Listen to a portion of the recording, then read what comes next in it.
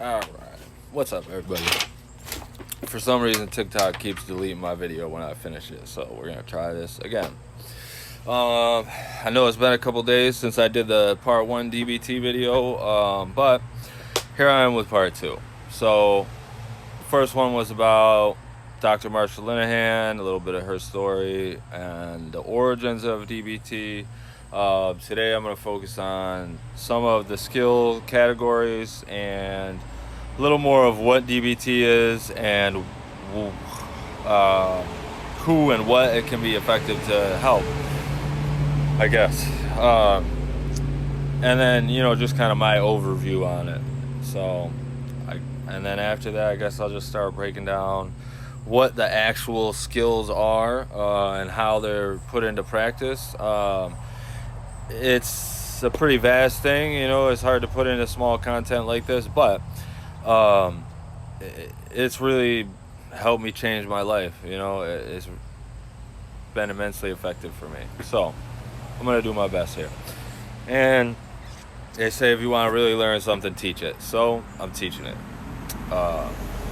So the 4 categories are mindfulness, distress tolerance, interpersonal effectiveness, emotional regulation, and DBT is acceptance-based and change-focused. And so those 2 things work together like the yin and the yang to balance out and just create a beautiful way to really help rewire the brain from some of these toxic coping mechanisms and trauma responses that we've developed over the years. Now, DBT was originally developed for kind of the people that normal therapy, that talk therapy wouldn't work for. It wasn't effective for. And that would be people with borderline personality disorder, bipolar, people in extreme emotional duress, people who are suicidal or self-harming. And so, those are the people that Dr. Linehan originally started working with and developed this theory for. But over the years, it's evolved, and now it's used for a range of mental health issues, including substance abuse, but also, trauma and PTSD, a whole lot of things that a whole lot of us deal with. And trauma is a very subjective thing, and so it's everybody has some type of traumatic event that's happened to them or that's been close to them. Some of us have more than others. I check a lot of boxes for this, and so I guess that's why it's so effective for me. But some of it focuses on dysregulation, and so DBT can be thought to help rewire the brain.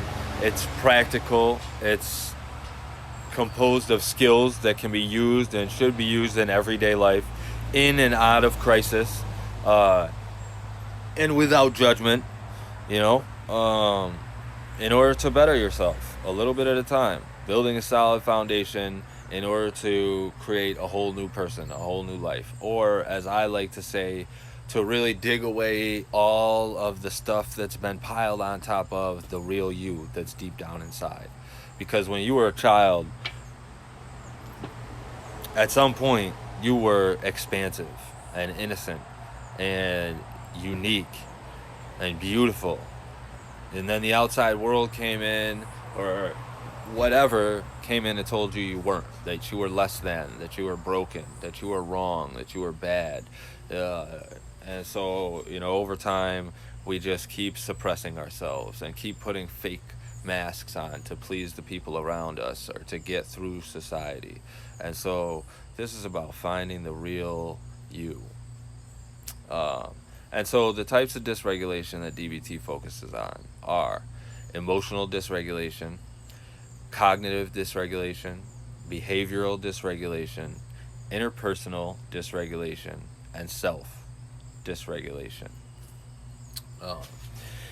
As I said, it's acceptance-based, which would be mindfulness and distress tolerances, practices, and skills. and then change focused, which would be emotional regulation and interpersonal effectiveness. Uh, some of the skills taught are expressing how you feel, speaking up about your wants and needs, being confident and assertive, reinforcement, positive reinforcement of self, your relationship with yourself, building yourself up, being your own cheerleader, so to speak, being willing and able to negotiate. And that means, come to compromise, not always have to win and get the upper hand. Um, Practicing mindfulness. DBT helps with connecting the mind and body experience, whether that be good or bad, coping mechanism or trauma response, or just how we act in our everyday lives.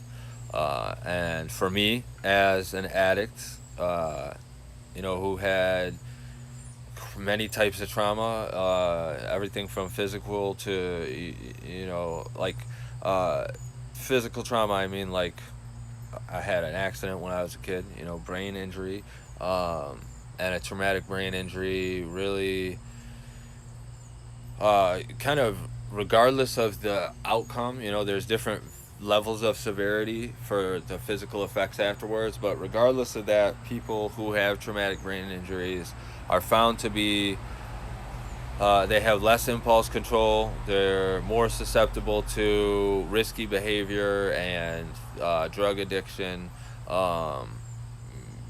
and emotional regulation, emotional control can be very difficult. I didn't know a lot of this stuff while I was growing up, but now I'm coming to find just how disconnected I was from my body, from all that, and then addiction, years and years of addiction, toxic relationships, and a messed up way of thinking about myself and the world around me. So, also, paced breathing is a component of DBT. Paced breathing, as in, when we're having a panic attack or an anxiety attack and it feels like you can't take a breath, and to try and take a deep breath is almost, it's really kind of a scary thing. When you try to take a deep breath and you can't, you feel like you can't get enough air because of the emotional state you're in. And so paced breathing is about finding a pattern in the breath that you're having, not trying to change it at first, just becoming aware of it, focusing on the breath and recognizing a pattern in the breathing, maybe even slowly trying to affect a pattern in the breathing, which in effect slows the breathing down. And that just kind of cuts us loose from whatever we're thinking about and spiraling about in our head, and helps us to emotionally release. And so that's just one skill. There's many others. And so in my own words, before I run out of time here, DBT is about taking a step back or viewing situations and emotions differently. Finding and using tools to understand trauma and trauma responses in and out of crisis modes.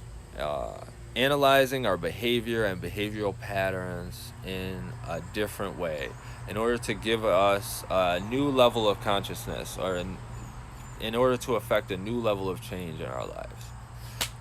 So that's it. I really appreciate you sticking with this video and watching the whole thing. I hope it was delivered well and relatable. So yeah, follow and like if it resonated with you. And as always, to the people who have been here for a while, I really love you and appreciate you. Your support is amazing. You're all awesome people, amazing people. And that's it. Yeah, much love. Rise up, come together, work together, and I will see y'all soon. Peace.